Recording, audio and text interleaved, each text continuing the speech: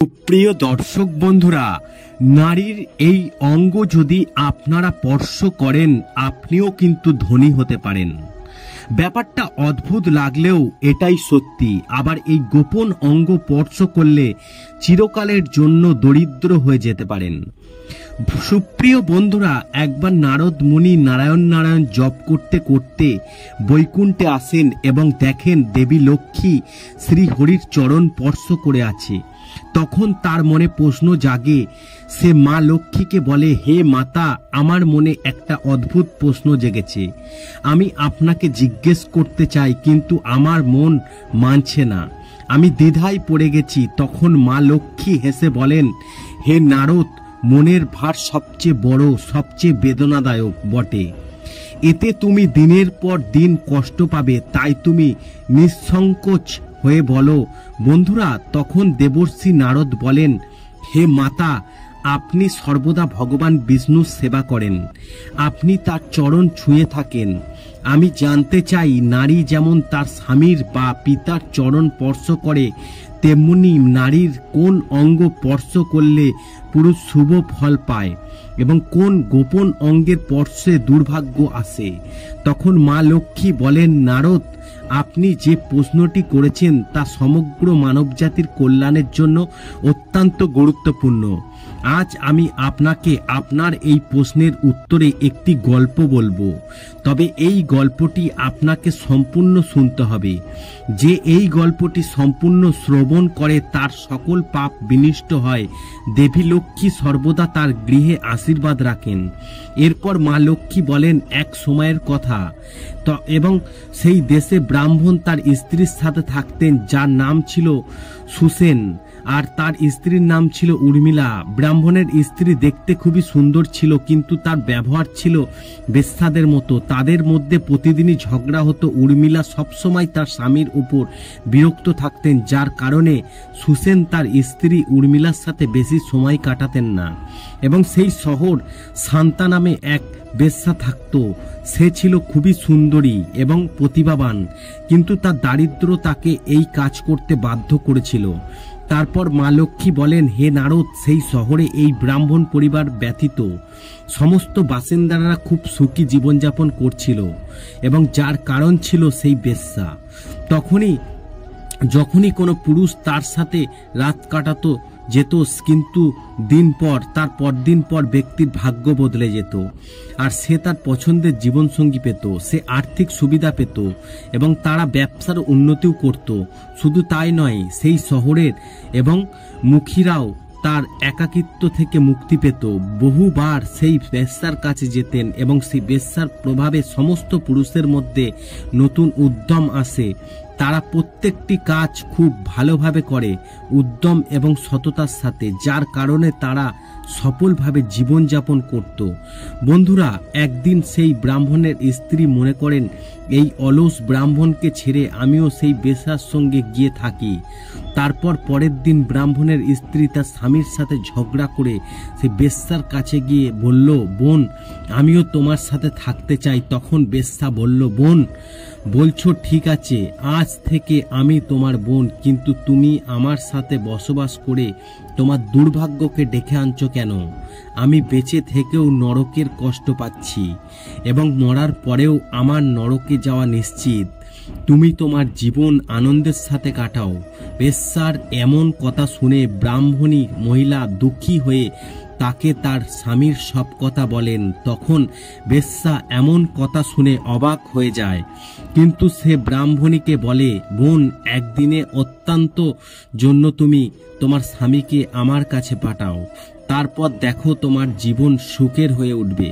সুপ্রিয় বন্ধুরা, ব্রাহ্মণ মহিলা তার স্বামীকে সেই বেশ্যার কাছে পাঠাতে রাজি তো হয়, কিন্তু একটি শর্তে, সে যেন তার স্বামীর সাথে কারোর জঘন্য কাজ না করে, তার ধর্ম যেন ভঙ্গ না হয়। তখন বেশ্যা বলল, হ্যাঁ বোন, আমার কাছে প্রতিটি মানুষ অবশ্যই আনন্দের সাথে আসে এবং যৌন আগুন এবং নেবানোর জন্য আসে, কিন্তু তার সাথে কি করতে হয় সেটা শুধুমাত্র আমার মনের ওপর নির্ভর করে। তখন তুমি নিশ্চিত হয়ে ঘরে যাও এবং আগামীকাল রাতে তোমার স্বামীকে আমার কাছে পাঠিয়ে দাও। সুপ্রিয় বন্ধুরা, তার পরের দিন যখন ব্রাহ্মণী তার স্বামীকে এসব কথা বলে তখন সে খুব রেগে যায় এবং তার স্বামীর প্রতি ভালোবাসা এবং তার ব্রাহ্মণ ধর্মের ভয়ে বারবার অস্বীকার করতে থাকে।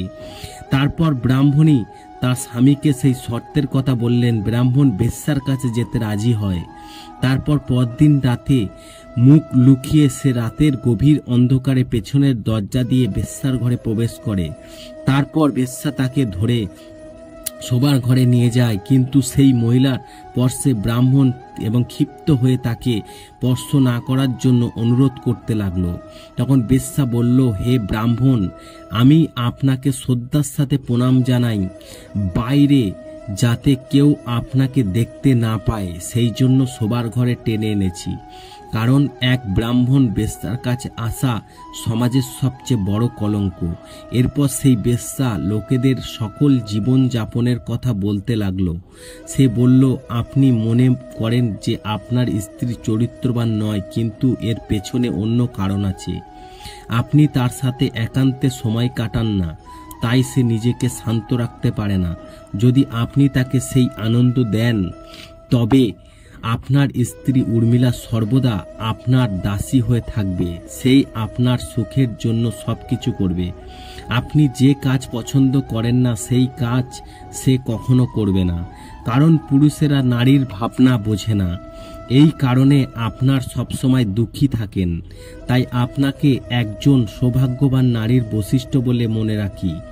এবং যে তাদের স্ত্রীকে নিয়ে সুখী জীবনযাপন করছে, যে মহিলারা চকচকে সাদা এবং দাঁত সামনের দিকে প্রসারিত হয়ে থাকে, সে খুবই শুভ লক্ষণ বলে মনে করা হয়।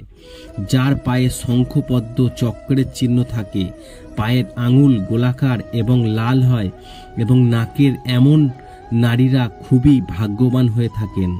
যে নারীর চোখ বড় এবং বৃত্তাকার হয় তার স্বামী আয়ু বৃদ্ধি হয়। এরপর বেশ্যা বলেন, হে ব্রাহ্মণ, এখন আমি আপনাকে জীবনে সফলতা অর্জন করার জন্য কিছু গোপন কথা বলছি, মন দিয়ে আপনি শুনুন। আমি কখনো কারোর দাসী হয়ে থাকি না। আমি অন্যের কাছ থেকে অর্থ নিয়ে থাকি, কিন্তু আমি তার বশে থাকি না। আমি আমার ইচ্ছাতেই কার্য করি, কখনো কারোর কাছে বাড়াইনি। অন্যের কাছে হাত বাড়ানো মানুষেরা সর্বদা গরিব থাকে। যে ব্যক্তি নিজে উদ্যোগ করে সবসময় ধনসম্পদ তার কাছেই আসে।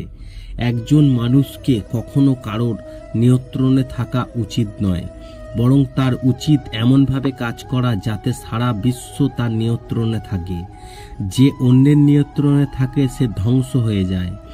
আমার কাছে যত পুরুষ আসে আমি তাদের নিয়ন্ত্রণে থাকি না, বরং তারা আমার নিয়ন্ত্রণে থাকে। তাই জীবনে এই কথাটা সবসময় মনে রাখবেন।